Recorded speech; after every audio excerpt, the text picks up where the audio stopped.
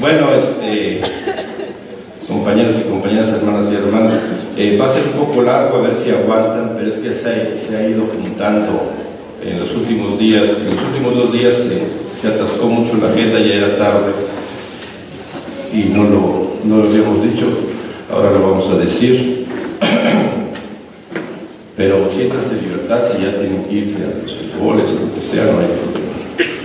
El lunes hablamos mal de las mujeres, el martes hablamos de la vida, el miércoles hablamos de los superhéroes, el jueves hablamos de los problemas, el viernes hablamos de los extraterrestres y los libros, el sábado hablamos bien de la clase política y sus instituciones, y ayer domingo hablamos de un sueño. Hoy vamos a hablar de las identidades, el buffet y las cuentas. La lucha por la identidad. Ya escuchamos a Carlos González adelantarnos que lo que sigue en la iniciativa del Congreso Nacional Indígena, que la iniciativa que el Congreso Nacional Indígena nombró, que retiemble sus centros la tierra, no tiene nada que ver con el 1 de julio de este año, que el Consejo Indígena de Gobierno y el CNI van a tomar en cuenta todos los análisis y valoraciones que hagan las personas, grupos, colectivos y organizaciones, y que además de la valoración que hagan las concejalas y concejales, el CNI y el SIC apuntarán a ser consecuentes con su modo, es decir, a bajar la consulta a las comunidades, pueblos, naciones, barrios y tribus originarias. Según recuerdo, Carlos nos adelantaba que volverá a subir, digamos, la consulta en octubre de este año. O sea que nos está diciendo hay que irse al paso, no hay que apresurarse. Creemos, sin embargo, como zapatistas, que lo que sigue no es sentarse a esperar la valoración que venga de los originarios, que debemos todas, todas, seguir sumando o multiplicando elementos para el análisis. No sabemos ustedes, pero algo de lo que hemos escuchado y visto en estos días a nosotros nos llama a volver a analizar la iniciativa y revalorar. Digamos que hicimos una primera valoración, un primer análisis, pero con todo lo que hemos escuchado en este semillero nos lleva a cambiar algunas cosas, aunque lo fundamental, decimos, valió la pena. Entonces creemos que este efecto se repetiría si en sus propias geografías se organizan más conversatorios. En el formato que hemos seguido acá, o sea, se invita a la escucha, a escuchar más que hablar, algo que te provoque a pensar, por eso este formato que hemos seguido. Porque nosotros pensamos que escuchar es algo que se aprende, y nosotros pensamos que es posible escuchar lo que el otro diga sin responder con las consignas y descalificaciones con las que suele responder lo que no es una adhesión total. O sea, lo que recomendamos es que lo que escuches, y si no termina cantando la cumbia de Marichuy, entonces es de la mafia del poder. No nos podemos convertir en lo que estamos criticando. Que tenemos que escuchar todo y algo va a haber que nos ayude a pensar. Baste ver, por ejemplo, la virulencia con la que reacciona el amloísmo, porque ni siquiera es el morenismo, en redes sociales y en las opiniones y análisis del López Obradorismo ilustrado. En suma, les invitamos a no convertirnos en lo que criticamos. Tal vez algunos grupos y colectivos se hayan dado cuenta de que tienen un problema de identidad. O sea, entraron a lo de Marichuy y ahora qué somos, y que esa identidad se tiene que resolver a la hora que el CNI diga qué es lo que sigue. En la iniciativa participaron, por ejemplo, organizaciones con una identidad, es decir, con una historia definida, como el Partido de los Comunistas. Algunas de ellas tienen una identidad propia desde antes, no se construyó en la iniciativa, sino que fue desde antes de que se lanzara. Otras se han ido formando a lo largo del último cuarto de siglo, desde 1994, otras desde el 2005, cuando la Sexta Declaración pero para la mayoría de quienes le entraron, la participación en la iniciativa es una de sus primeras experiencias organizativas. Entonces, una de las angustias que puede surgir, bueno, ¿y entonces qué somos? ¿Somos comité de apoyo por siempre y jamás? ¿O qué vamos a hacer, no? ¿Qué vamos a hacer de ser, no de hacer? Pero para unas y otras creemos la iniciativa puede o no significar algo para su identidad. Por ejemplo, el EZLN ha señalado lo que llamamos el efecto Marichuy, que hemos tratado de dibujar en días pasados y que se resume en que hubo un efecto catalizador o acelerador del lugar de las compañeras dentro de la estructura organizativa del EZLN. El efecto Marichuy, que nosotros decimos es Marichuy, no es el Consejo Indígena de Gobierno, pasa por eso. Ese mismo día que hablamos con los compañeros del Partido de los Comunistas, yo hablé con Marichuy y con Carlos, porque tenía el encargo de la comandancia de que teníamos que ver cómo lo apoyábamos con su familia, con sus hijos, ofrecerles casa, alimento, para que pudieran moverse sin ese pendiente. Entonces yo le dije, lo que va a pasar es que te vas a convertir en un símbolo, le dije a Pancho, tú no eres Consejo Indígena de Gobierno. Entonces ella dijo, no es sincera, yo no quiero eso. Y yo le dije, es que no depende de ti. Tú no puedes decir, quiero ser un símbolo o no quiero ser un símbolo, sino que esas cosas pasan. Y le dije, créeme que sé de lo que hablo.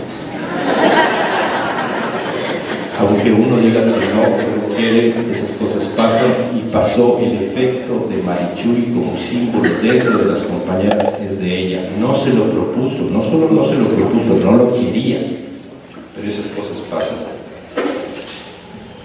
Esa identidad que tiene uno que construirse no es otra cosa que la historia propia, la genealogía, pues. Creemos que debe ser un elemento a incorporar en el análisis y la valoración. Y voy a tratar de contarles una historia en modo USB, que es la historia del EZLN en forma muy apretada, tomando en cuenta que siempre estas historias, la heroína o el héroe de la historia propia es uno mismo. Es como la historia de las parejas cuando se separan, la culpa siempre es de la otra parte. Y hasta que pasa un tiempo y ya se acomodan las cosas y dice, bueno, sí, una parte sí me tocaba, ¿no?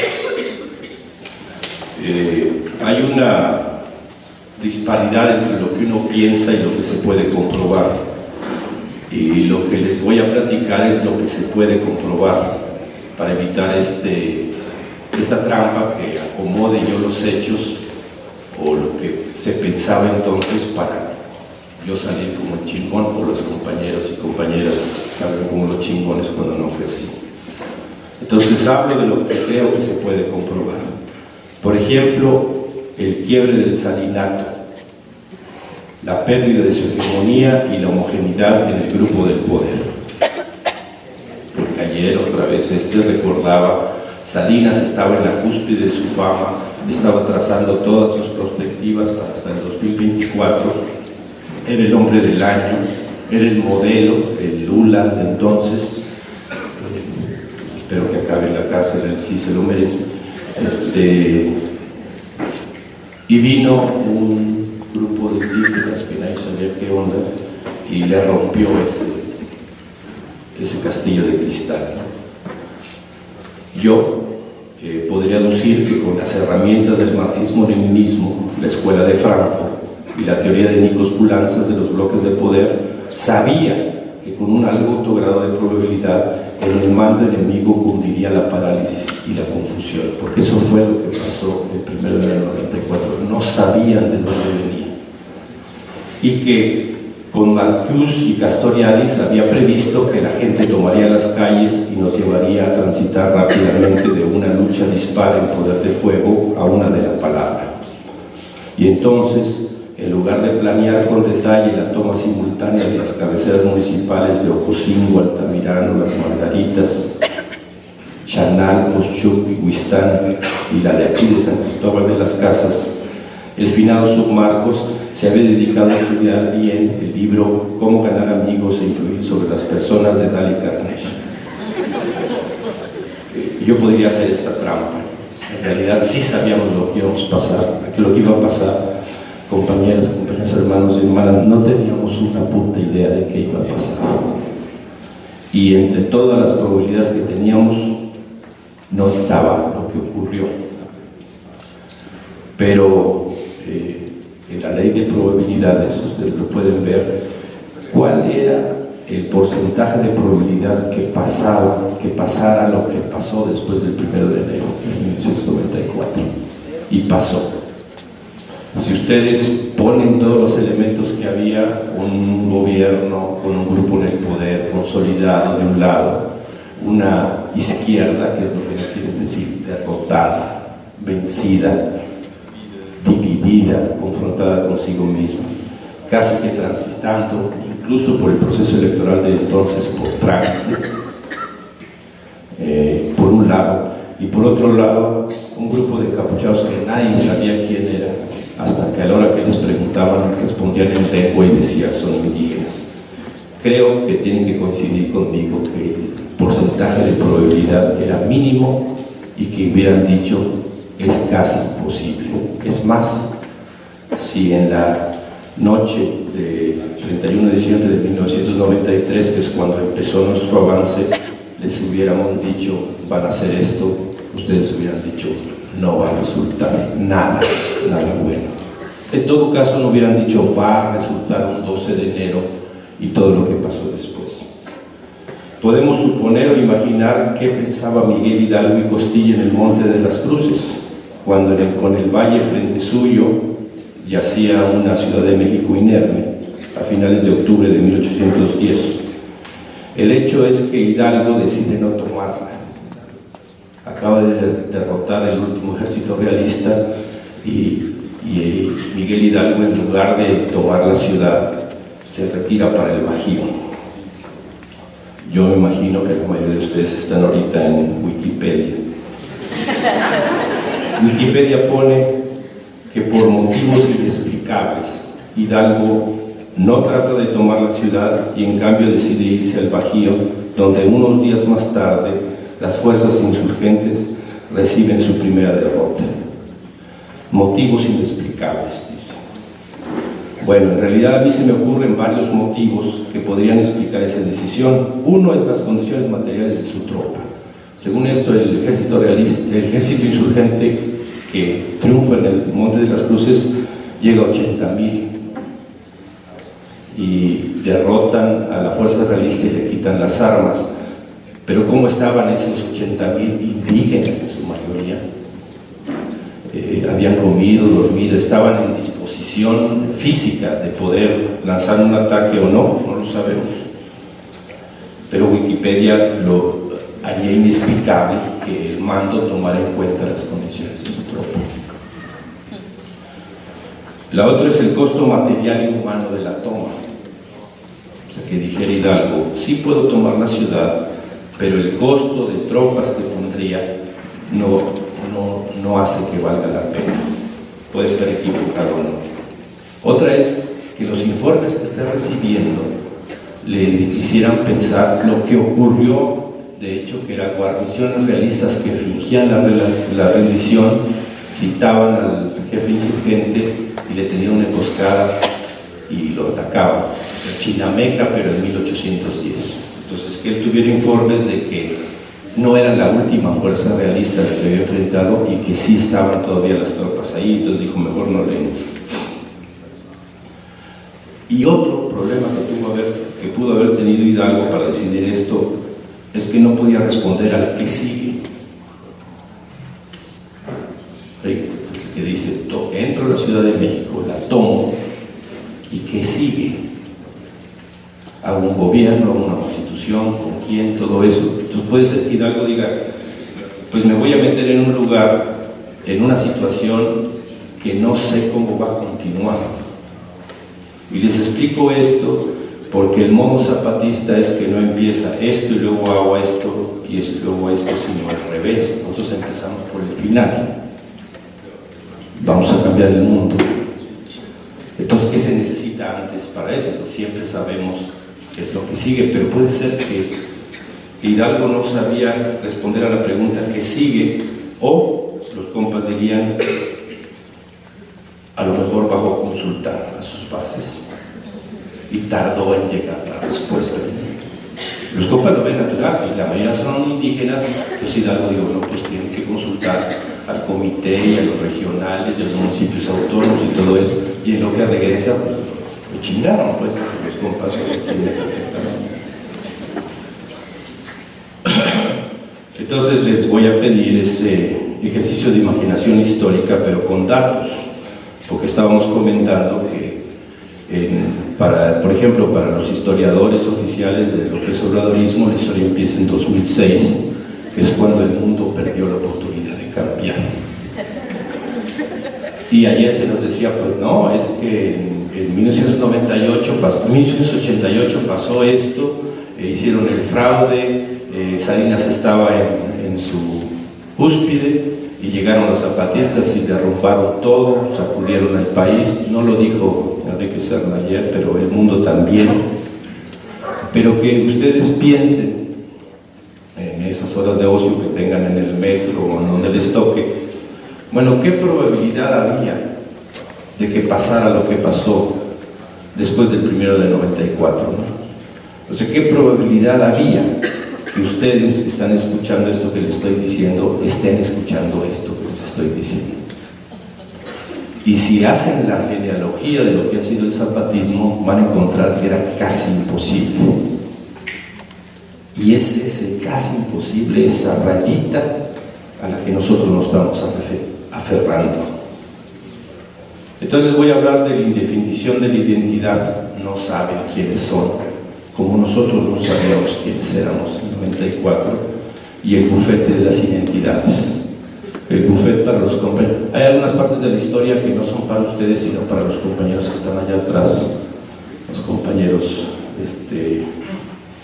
hay coordinadoras, hay comandantes, y están allá por la sencilla razón de que están más cerca del baño. De veras, no quieren decir así porque les da pena. Voy a atravesar todo, me van a estar diciendo cosas o lo que sea. Mejor allá, voy al baño y regreso. Entonces algunas de las historias son para ellos, compañeras insurgentes, por ejemplo. Entonces algunas historias, antes eran todas para ustedes, pero ya está cambiando esto dentro de nosotros. Vienen también a escucharlos, entonces algunas de las palabras son para ellos también. Entonces en este buffet de las identidades que nos ofrecían, ustedes que son zapatistas, ¿no? Pero acota, entonces nos ofrecían todo el espectro ideológico, desde la teología de la liberación hasta el maoísmo. De hecho, las primeras reacciones de lo que hoy es el López Obradorismo ilustrado, es decir, Marcos es cura.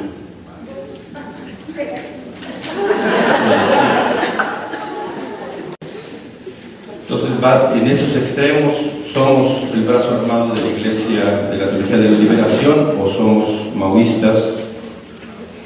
Ni siquiera sé si el maoísmo existía todavía en 1994, pero nos presentaban eso, y pasando por el milenarismo, el buen salvaje, la onda hipster, y por todas o la mayoría de las ideologías políticas, que es lo que yo refería ayer. No era una broma, era una realidad, y lo estábamos reconstruyendo con su comandante Moisés porque le tocó junto conmigo esa parte. Y los que están desde entonces sí recordarán que llegaban estos grupos políticos y llegaban las imágenes aterradoras de las que se platicaban, ¿no? Con las grandes lumbreras de la Revolución Mundial, ¿no? Pero me voy a detener esta parte en la crítica de la vanguardia revolucionaria que nos hacía, es no haber muerto. Hay que desconfiar de los zapatistas porque no están muertos. ¿Dónde quedan las canciones, las poesías y los carteles y pinturas que habíamos preparado para el sacrificio? Porque toda lucha popular tiene que terminar en una derrota. Entonces toda la izquierda no está acostumbrada a que una parte triunfe, como no sea traicionándose a sí misma. Entonces había que desconfiar del ZLN, que no era vanguardia porque no se morían. Entonces, ¿qué corridos iban a hacer? todavía me desespera cuando quienes invitamos al lado nuestro empiezan a contar nuestra propia historia. Yo pienso que ustedes preferirían que fuéramos nosotros los que contáramos la historia. Curiosamente, con las vanguardias radicales, y lo señalo así porque también en las vanguardias hay un buffet, no cualquiera, pues eres vanguardia y te preguntan de cuál, y hay un montón de opciones, ¿no? Esta crítica de estas vanguardias radicales, o sea, decía, sí está bien que luchen con las armas, pero muéranse, porque si no, no son auténticos. Coincidió con Hollywood. En el baúl de los recuerdos del finado Sun Marcos encontré el guión de una película que le habían presentado dos enviadas de la mal llamada Meca del cine. Entonces, Hollywood le propuso a Marcos hacer una película para Hollywood. Yo leí el guión y me gustó. Sí, tenía muchos efectos de modo Hollywood. Por ejemplo, las tropas zapatistas tumbaban un helicóptero Black Hawk con resorteras. Pero no me gustó por eso, me gustó porque el protagonista del filme era la protagonista, no era Marcos, era la comandante Ramona, quien tenía el papel principal. Hay anotaciones pues ahí en el guión, hay unas anotaciones al final con su letra del sur, y dice que tuvo 3 entrevistas, que en la primera entrevista esta gente les dice que va a leer el guión y que va a consultar con el comité. En la segunda les dice que tiene que preguntarle a la comandante Ramona, porque Hollywood quería que en el papel de Ramona, que comandante Ramona hiciera el papel de sí misma, y pues yo decía que tenía que preguntar, y pone que en la tercera no fue necesario decir mucho porque las enviadas llegaron solo a disculparse. El guión había sido temporalmente rechazado, en realidad fue rechazado y ya le pusieron temporalmente, por los productores, o sea, los que ponen el paro, la alarma, la luz, porque dijeron, el problema es que Marcos estaba vivo y necesitaban que muriera por efectos de taquilla, y porque no se sabía todavía si el sub era un bad gay o good gay. A él le tradujeron, no saben si eres de los buenos o de los malos. Anota el finado que le tradujeron al acompañante. Entonces se necesita que te mueras, entonces ya van a decidir Hollywood si eres uno de los buenos o eres uno de los malos. El subagrega ahí con su torpe letra, les respondí que lamentaba sinceramente no cumplir con las exigencias de la producción. Ahí acabó la carrera del sub hacia Hollywood. Mueres de envidia, ¿verdad, Daniel? Hoy en la mañana leía un artículo de opinión, de análisis, de reflexión de Gustavo Esteban, y él habla de los desechables. Los pueblos indígenas éramos o somos todavía desechables. Él dice, hay una nueva clase social, están los explotadores, los explotados y los desechables. Entre los desechables están los pueblos originarios, decimos nosotros. Y les voy a contar una historia de una turbina. En la realidad, la paradójica realidad, digo yo, porque siempre uno alucina estar allí, llega un grupo de italianos a construir una turbina, aprovechando una caída de agua, usan esa caída de agua, instalan una turbina para darle luz a la comunidad.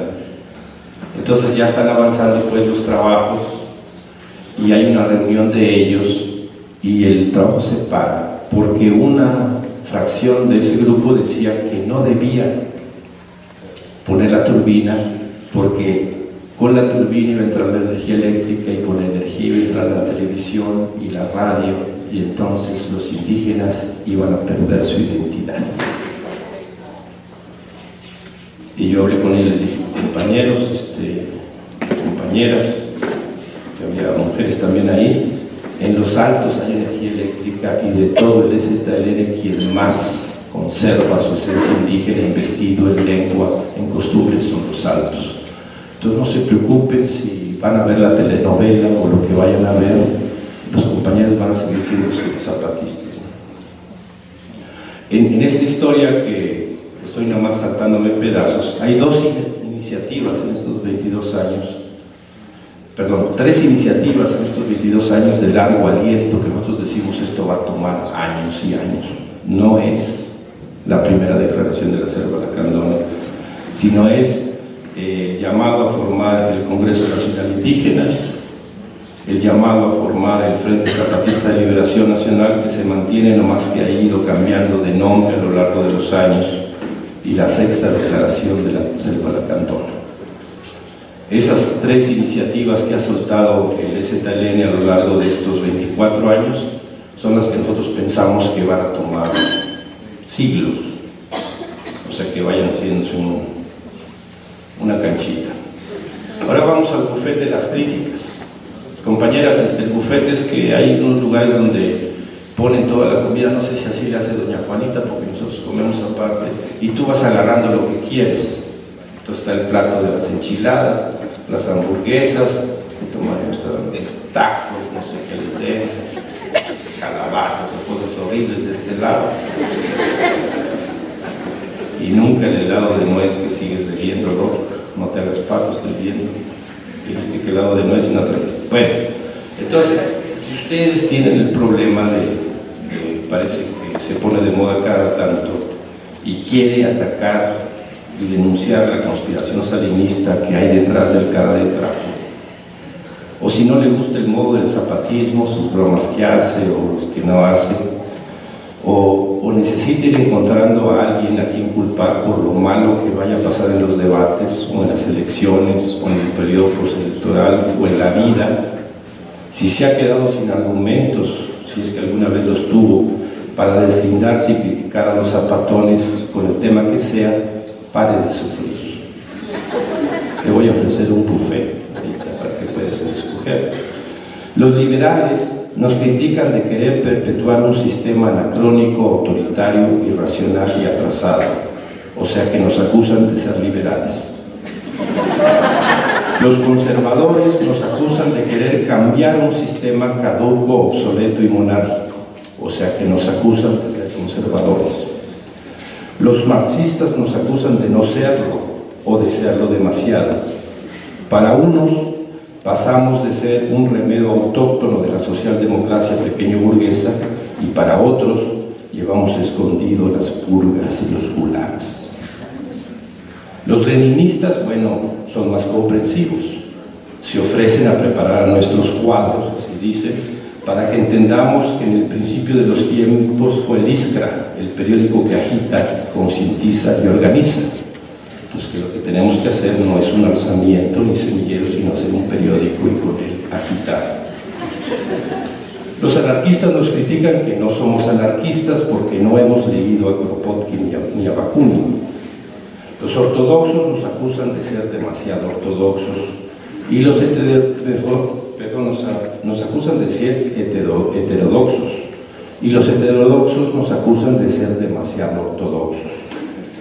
Las feministas nos acusan de no ser las feministas que nos critican. Los machitos nos acusan de ser demasiado permisivos con las mujeres y de haber traicionado el legado de José Alfredo Jiménez, Pedro Infante y Jorge Negrete. Todos, todas, todoas nos critican por no tomarnos en serio, por reírnos y hacer burla de nosotras y nosotros mismos, por aplicar la misma irreverencia con la que vemos el mundo exterior a lo que vemos en el espejo. Nos critican, en resumen, por no ser lo que ellos, ellas, elloas deciden que debemos ser. Nos critican por asumir así nuestra libertad. Y de todas de este buffet para estos días, hemos elegido la crítica que señala que nuestra posición es, en el mejor de los casos, poética. No sé por qué alguien puede pensar que es una crítica que te diga que tu posición es poética. Utópica e irrealizable, que nuestras posibilidades son mínimas, etcétera, etcétera. Además, claro, de que esa imposibilidad factual se debe a que no seguimos sus indicaciones, a que no obedecemos, a que no somos revolucionarios como la vanguardia dice que deben ser los revolucionarios, a que no sabemos a que no somos lo que los manuales, los libros, la cátedra y la academia dicen que debemos ser, a que no somos los reformistas que el análisis concreto de la realidad concreta demanda, o sea que no somos la vanguardia que las distintas vanguardias dictaminan lo que deben ser las vanguardias. Compas, si algo abunda en el mundo son vanguardias. Sobra quien quiera dirigir, conducir, mandar, hegemonizar, homogeneizar, pero con o sin críticas, con o sin aplausos, con o sin condenas, con o sin absoluciones, nosotras, nosotros vamos a seguir siendo lo que somos. No vamos a cambiar según su modo, no vamos a convertirnos en lo que alguien desde afuera, desde la academia, el cubículo, las redes sociales, el café o desde donde sea, espera que nos convirtamos. Si nos transformamos en algo, será en lo que nuestras jefas supremas, las comunidades indígenas zapatistas, nos demanden. Y como quiera vamos a luchar todo el tiempo en la pequeña geografía que nos tocó, y vamos a seguir insistiendo todo el tiempo por tender puentes a otras geografías y a otros calendarios, no para extendernos, tampoco para ir conquistando ni por la fuerza ni por la razón. Tenderemos esos puentes para intercambiar semillas. Habrá quien nos escuche y nos hable y habrá quien no. Pero mientras sea posible y en la medida de nuestras fuerzas, seguiremos convocando a eventos como este y seguiremos invitando a quien consideremos que aporte y a quien nos dé la maldita gana, porque esta es nuestra casa, nuestra voz, nuestro oído, y tenemos el derecho de elegir a quién escuchamos cerca nuestro, porque es nuestro este corazón colectivo y aquí no manda nadie que no esté dentro. Y seguirán los semilleros. Algunos tendrán mucha existencia y otros, seguramente la mayoría, no. Y los haremos como lo que somos, desde lo que somos, un fragmento de las muchas raíces que nutren esta geografía. Apenas una ramita en el árbol de los originarios, un color más, acaso el más tenue y diluido, una pequeña flor, pero una flor en el denso jardín de la rebeldía.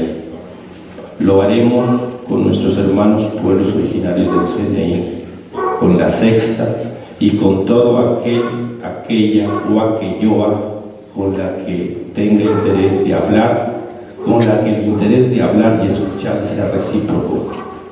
Así lo hemos hecho y así lo seguiremos haciendo, porque en este regreso del capitalismo salvaje, en esta reedición del proceso de acumulación originaria del capital, en este renacimiento del oscurantismo en las ideas, el salto hacia adelante no es el que pincha al caballo para que acelere aún más su desbocada carrera hacia el abismo. Es el que convoca a hacer memoria. Es nuestro pensamiento que si habrá mañana será porque el ayer vino a rescatarlo. El futuro, si llega a existir, le deberá al pasado más de lo que se imagina, porque cuando nosotros, nosotras, zapatistas, planteamos lo que planteamos y señalamos el horizonte, no estamos soñando, estamos recordando. Y ahora recordemos lo que pasó el sábado en la noche. Les voy a contar lo que pasó, porque ustedes vieron solo una parte, que es que se agregó al Comité Clandestino Revolucionario Indígena un compañero que se llama don Pablo Contreras, no voy a decir su nombre real por cuestiones de clasicidad.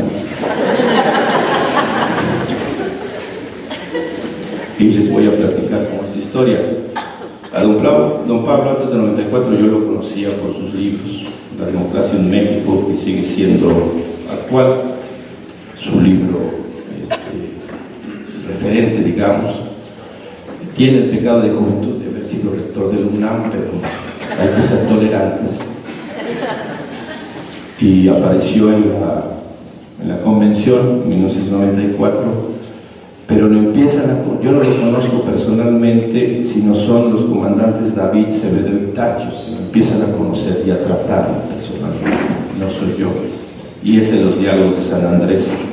Y desde entonces, les cuento, es un dolor de cabeza. Es el primer encuentro que hay entre estos compañeros que están aquí, David, Sevedo y Tacho, es una bronca con Pablo. Y desde entonces, por eso le pusimos Pablo Contreras, nunca ha abandonado su posición crítica hacia nosotros. Nos peleamos, discutimos, gritamos y todo, y llegamos a un acuerdo. Bueno, no llegamos, pues, pero no ha sido nunca un incondicional del zapatismo en cuanto ve algo malo. A veces desespera porque yo una vez le decía, oiga, don Pablo, es que le voy a decir que estamos pensando algo y queremos su opinión, entonces no estoy de acuerdo. Don Pablo, si no lo he dicho, no estoy de acuerdo. Entonces ya lo dije, ya ve, no estoy de acuerdo. Pero yo quiero llamarle la atención sobre lo que significa la inclusión del comandante Pablo Contreras al Comité Clandestino Revolucionario Indígena. Por un lado, es el único miembro de la dirección colectiva organizativa del EZLN que no es indígena de nacimiento. Ningún otro, nadie, que no haya sido indígena de nacimiento había estado en el comité. Representa un mensaje muy fuerte del EZLN en lo que se refiere al relevo generacional, porque junto con él más mujeres y hombres que están allá se han incorporado a ese trabajo. Cuando me dijeron a mí que le iban a dar el nombramiento, les pregunté si el cargo era honorario. A ellos, ¿no? Me dijeron que nada que honorario, que tenías que hacer los trabajos así como los demás comandantes y comandantes. Yo empecé a hacer cuentas, porque se trata este escrito, de las implicaciones que eso tendría, pero no dije nada. Les pregunté, pero le van a preguntar si quiere o no quiere, si acepta. Y me respondieron que acaso a ellos y a ellas les habían preguntado. Solo les dijeron, ahora te toca este trabajo y ni modos, es un servicio a la lucha. Yo luego pensé, pues es Contreras, así que va a ver qué va a decir. Y pasó lo que pasó. Quienes estuvieron el sábado en la tarde recordarán, y ayer antes de la sesión vespertina ya llevaron al compañero allá donde estamos quedando nosotros y empezaron a platicar entre los comandantes con ellos para explicarle de qué se trataba pues el trabajo. Le dimos la opción, como están las compañeras allá, que podía estar abajo, podía sentarse con nosotros. Prefirió también estar abajo hasta que le toque hablar ahora a nombre de la Comisión Sexta del EZLN pasado mañana. Yo quisiera extenderme un poco más sobre lo que la decisión de las compañeras y compañeros significa, porque don Pablo está en el comité a propuesta de 3 indígenas, Tacho, David y Sevedo. No fue propuesta mía. Yo no lo hubiera hecho, la verdad. No me vayas a castigar, porque el regalo, como así dijo el comandante Tacho, no era por su cumpleaños. No te estaban dando un regalo de cumpleaños, Pablo. Y si había sido un regalo de cumpleaños, pues te hubieran dicho, puta, se llevan muy pesado dentro del EZLN, ¿por qué no le dan un pastel o una corbata? Van y le cuelgan un trabajo. Yo creo que con la designación del compañero Pablo Contreras, las compañeras y compañeros, comandantes y comandantas, están haciendo un llamado, yo les pido atención, y que es urgente. Están llamando a filas a su arma más poderosa, la memoria. ¿Y qué nos están diciendo? Que cuando lo común y aparentemente sensato es llamar a la juventud a que le entre, el zapatismo llama a la edad madura y a la vejez. Que cuando decimos llegó la hora de los pueblos originarios, es que decimos que llegó la hora de los antiguos, de las ancianas, de los ancianos, de los zuluas ancianoas, de los viejitos, de las viejitas, que llegó la hora de las más antiguas guerreras y guerreros. En términos prácticos están llamando a un encuentro de la gente de edad que lucha, pero no un encuentro como los que hemos visto, sino un encuentro ya en la lucha cotidiana, donde cada quien tiene su lugar, su conocimiento, su experiencia, su arte, su ciencia, su cómo se llama. Y les están diciendo a todas las personas que tienen edad y tienen inquietud de luchar para terminar con la pesadilla, que deben elegir. Si pretextan los dolores y achaques y se construyen una coartada que los pueblos originarios les destruyen todos los días, a todas horas, en todas partes. Porque si alguien sabe de apocalipsis, colapsos y tormentas, son los pueblos originarios. Y es precisamente cuando más golpeados están esos originarios, como nos platicó el compañero Carlos González, cuando deciden pasar en la ofensiva. Porque cuando el comandante Tacho les dice que somos contemporáneos, no se refiere al calendario, sino al dolor y sobre todo a la rebeldía y a la resistencia. Y entonces deben elegir todos los compañeros y compañeras hermanos de edad, decimos nosotros, de juicio, si aspiran a un museo donde se rindan homenaje a sí mismos, a un lugar en la historia escrita, a retomar su papel de vanguardia de la nostalgia, o si van a poner de una puta vez en una maleta sus medicinas y pañales, aceitar la silla de ruedas, bueno, ponerle un motor a la cama de hospital, practicar con el bastón o las muletas o lo que haya que hacer, y entonces decirle al Congreso Nacional Indígena, al Consejo Indígena del Gobierno y a Marichuy: aquí estamos para luchar, confiando, claro, en que tomarán en cuenta sus calendarios y geografías. Sabemos que en las campañas electorales se corteja la juventud, los millennials dicen ahora, que sí, que los jóvenes son el futuro de cualquier geografía y por eso vota por tal. Nosotros, nosotras no estamos en campaña electoral, no buscamos votantes, ni likes, ni seguidores, ni fans, ni feligreses, ni rebaños. Por eso podemos permitirnos el anacronismo y la irreverencia que implica nuestro llamado.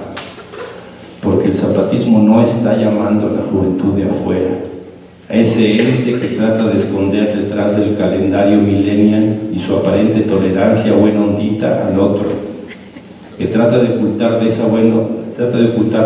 de esa buena ondita la base fundamental de esta pesadilla, es decir, la propiedad privada de los medios de producción, la propiedad conseguida por la violencia, el despojo, el crimen, el desprecio.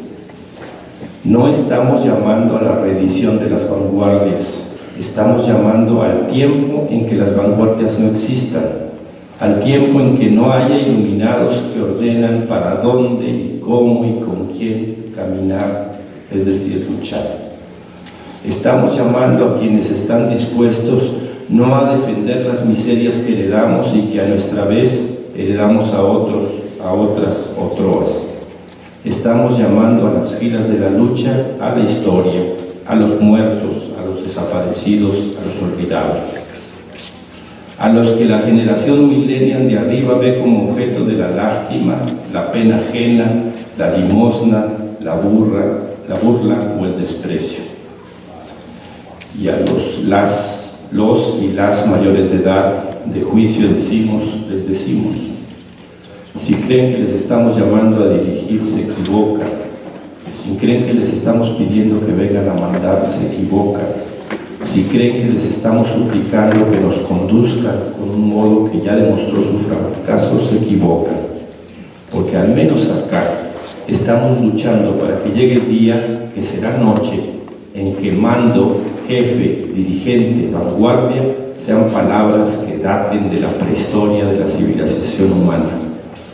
No los estamos llamando a rehacer el pasado, no los estamos llamando a reformar el mundo, pero tampoco a revolucionarlo.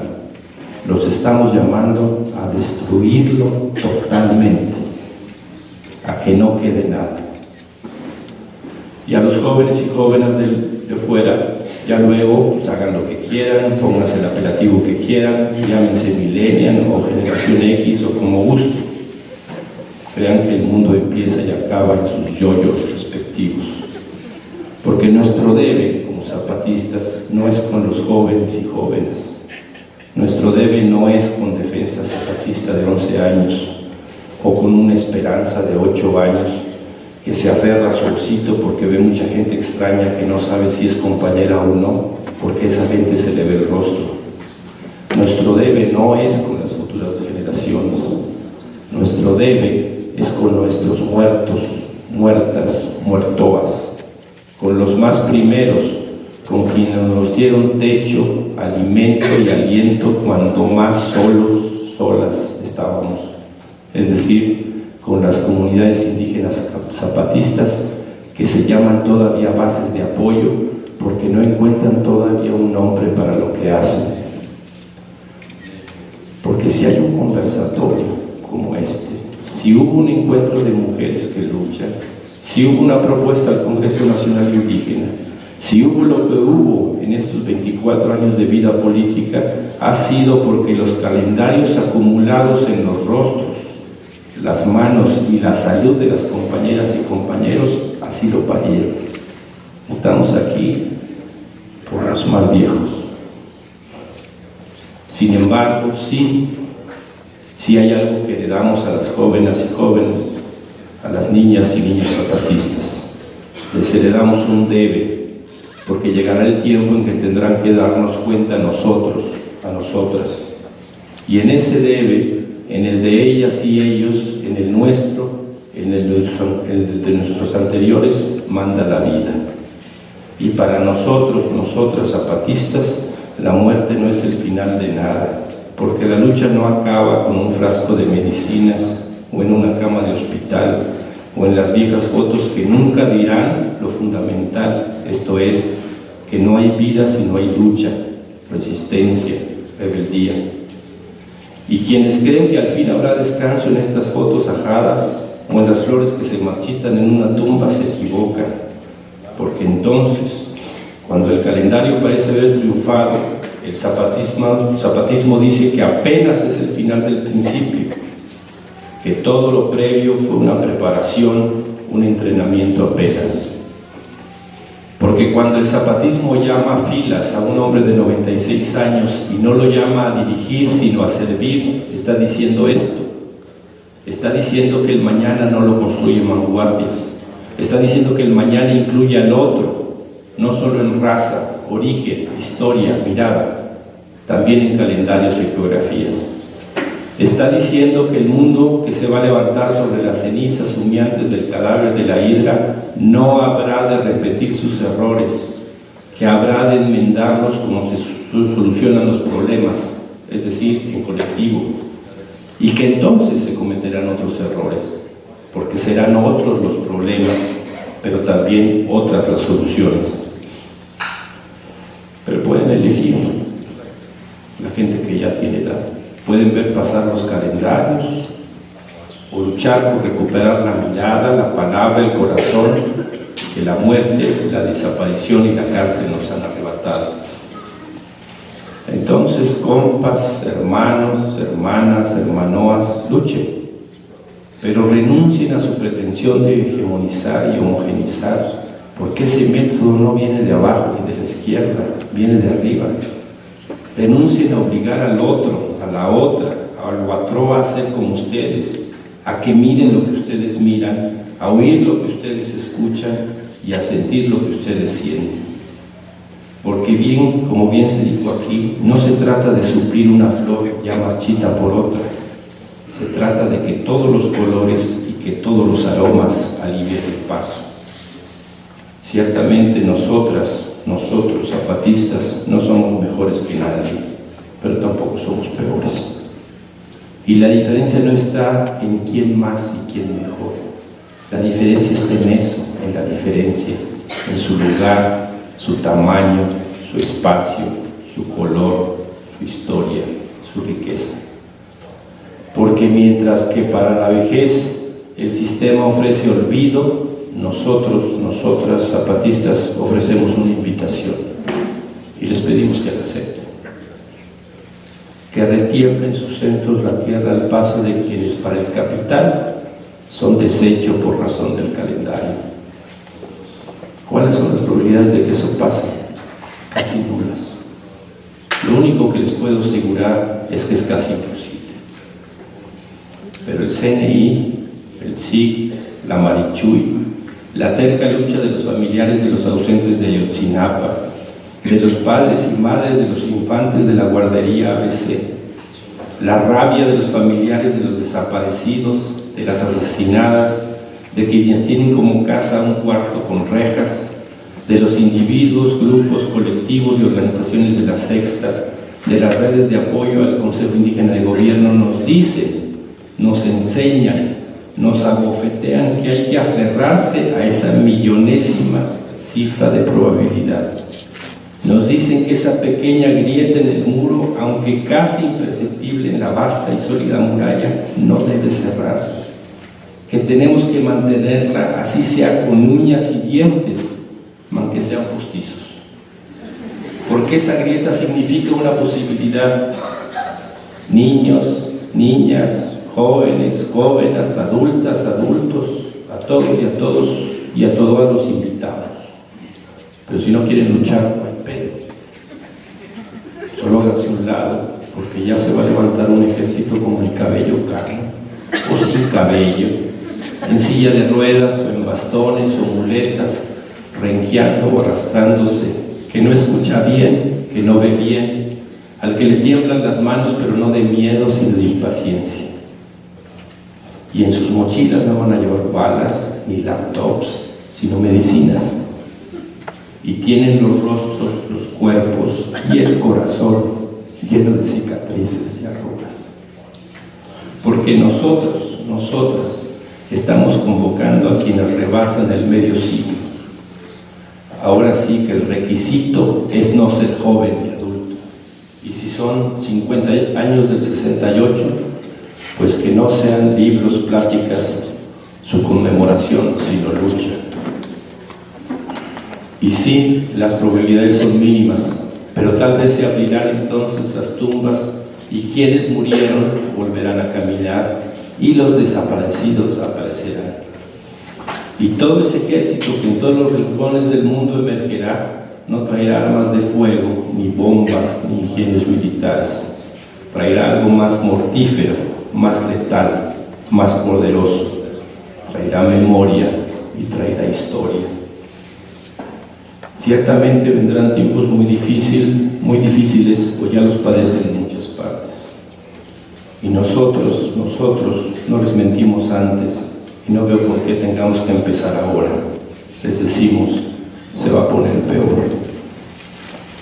Pero lo que llaman el apocalipsis, compas, no es el fin del mundo, es el fin de un sistema, el fin de la hegemonía, el fin de la homogeneidad, el fin del liderazgo, el fin del caudillismo, el fin de los gobiernos, y lo decimos sin matiz alguno, el fin del Estado. Y el responsable de nuestros dolores habrá de pagar.